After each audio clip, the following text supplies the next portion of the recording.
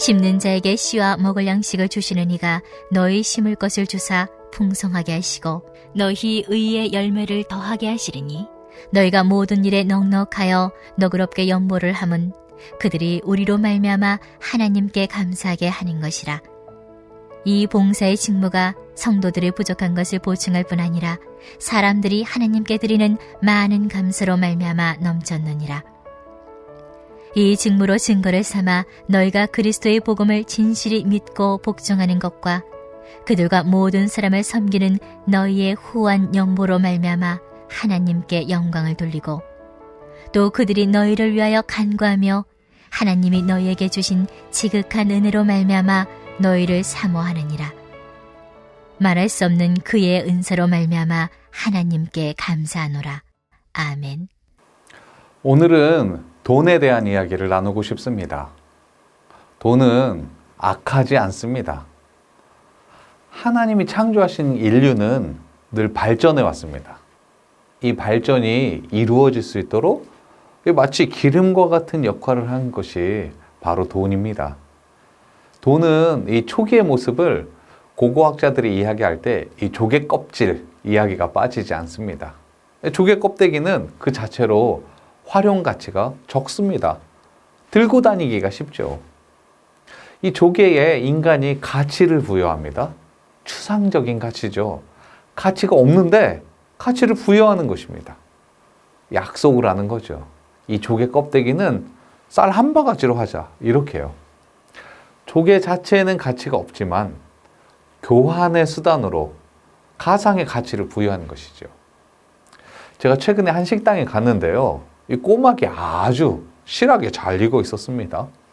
아니, 이렇게 맛있는 꼬막이 그냥 반찬으로 나온다고? 심지어 리필도 되네요. 주문한 음식은 다른 갈비탕이었는데 계속 꼬막만 눈에 들어오는 거예요. 식사 마치고요. 옆에 쌓여있는 꼬막 껍데기 보면서 생각합니다. 이게 무료라니. 그리고 나왔어요. 이 꼬막 껍데기 챙겨서 나왔을까요? 아닙니다. 알맹이만 쏙 빼먹고 옆에 놓고 나왔죠. 알맹이 없는 껍데기. 이제 쓰레기입니다. 아무 가치가 없습니다. 아무도 이 쌓여있는 꼬막 껍데기를 보고 나는 부자다! 이렇게 생각하지 않습니다. 더 이상 교환의 수단이 아니기 때문이죠. 이 가치 교환의 수단으로서의 돈은 계속해서 발전을 합니다. 이제 신용카드까지 왔어요. 신용카드와 이 현금의 결정적인 차이가 뭔지 아세요? 단지 이 결제 방식에 있지 않습니다. 자, 여기에 10,000원이 있습니다. 이 10,000원짜리 물건 사면 10,000원을 내지요. 이 물건을 받고 물건의 대가로 내가 가지고 있는 이 실물이죠. 현금 10,000원을 냅니다. 미국 듀크 대학교의 경제학 교수인 댄 엘리얼이 지불의 고통에 대해서 이야기하는데요.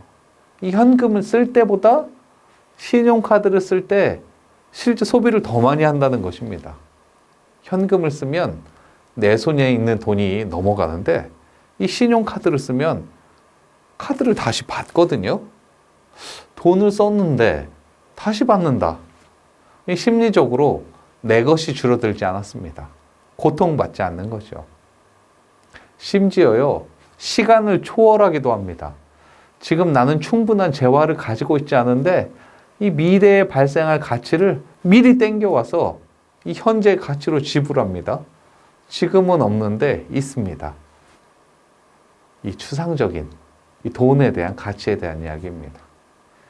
제가 선교지에 있었을 때인데 이 교회가 토요일마다 교인들이 모여서 청소를 하고 있었어요. 현지인 교회인데 청소 인원은 충분한데 교인이 적어요.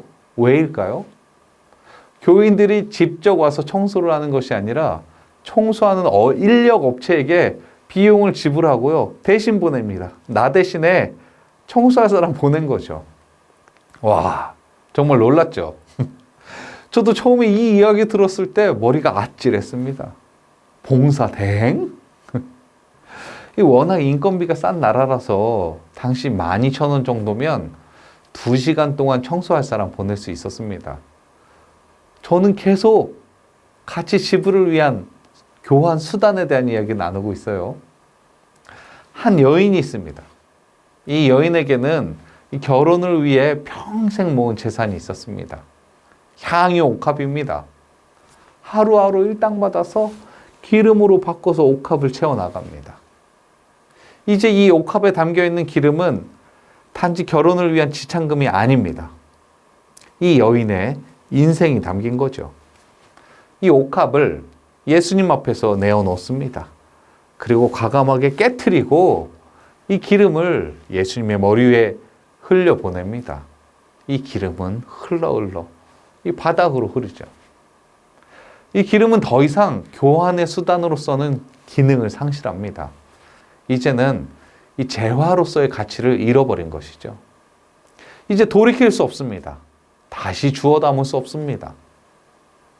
이 옥합을 여전히 가치 교환의 수단으로만 바라보는 사람이 있었죠. 우리가 알고 있는 유다입니다. 이 여인이 예수님 앞에 드린 것은 그동안 쌓아온 가치, 이 재화를 드린 것이 아니고요. 나를 드린 것입니다. 예수님의 그 은혜에 감사해서 그동안 나의 인생을 드렸고 또 이제 삶의 미래를 드린 것입니다. 예수님의 관점입니다. 예수님은 깨어진 향유의 가치가 아니라 이 여인을 바라본 거죠. 자신의 발에 입을 맞추고 울고 있는 이 여인입니다. 가만두라. 이 여인을 향해 이 못된 말 하는 제자들 향해서 말씀하십니다. 그리고요, 어디든 복음이 전파되는 곳에 이 여자가 행한 일도 말하여 그를 기억하게 하라. 우리는 이 가치 교환에 아주 익숙해져 있습니다. 그리고 가치를 지불하면, 정당한 가격을 지불하면요, 교환의 의무를 다했다고 생각합니다.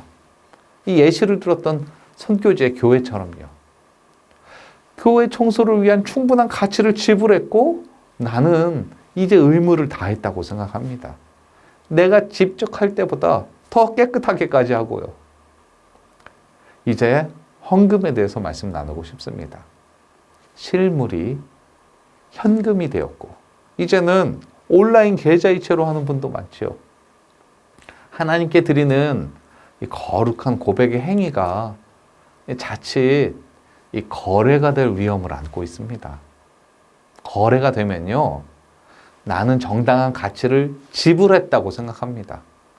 죄책감도 해결됩니다. 심지어요, 이제는 권리가 있다고 생각하기까지도 합니다. 내가 이 정당한 지불을 했다고 생각하니까요. 과연 하나님도 그렇게 생각하실까요? 몇 해 전이요, 제 딸이 그림을 그렸습니다. 아내가 크게 칭찬하면서 그림 사겠다고 했어요. 그리고 2만 원 주었습니다. 자, 이 그림의 가치는 얼마일까요? 2만 원이요? 그거는 아내가 그림을 산 가격이지 이 그림의 가치는 아닙니다. 제가 만약에 다음 달에 100만 원 주고 사려고 하면 이 그림의 잠재 가치는 100만 원이 되죠. 누가 3만 원에 팔라고 하면은 아마 안 팔 겁니다. 또 반대로요, 사려는 사람이 아무도 없으면 어떻게 될까요? 가격이 떨어지겠죠. 자, 누가 아내에게 이 그림을 10,000원에 팔라고 합니다. 아내가 팔까요? 팔지 않습니다. 이 딸의 소중한 기억이 담겨 있기 때문입니다. 그림을 그리면서 이 상상했던 이미지, 이 붓으로 정성스럽게 덧칠, 그리고 돈을 받았을 때 그 기뻐하던 모습이요. 돈으로 매길 수 없는 가치를 이미 그림이 가진 거죠. 누구에게요? 부모에게. 근데요, 부모에게만입니다. 한 과부가 있었습니다. 2렙돈을 헌금함에 넣습니다. 예수님이 이렇게 말씀하십니다. 이 가난한 과부가 다른 모든 사람보다 많이 넣었도다. 사람들이요, 금액의 많고 적음으로 이 결과만으로 판단할 때 예수님은 그 사람의 삶의 전반을 봅니다. 그 과정을 보는 거죠. 얼마냐가 아닌 어떤 돈이냐. 우리 옛날 이야기지만 첫 월급 받으면 부모님께 내복해드렸잖아요. 그 내복이 비싸서 따뜻한가요? 아니면 드디어 내 자식이 커서 당당하게 경제활동하게 되었구나, 그 기쁨에 따뜻했던가요? 이제 선교비 이야기하겠습니다. 60% 이상 선교비 사용하는 것, 우리 교회 자랑입니다.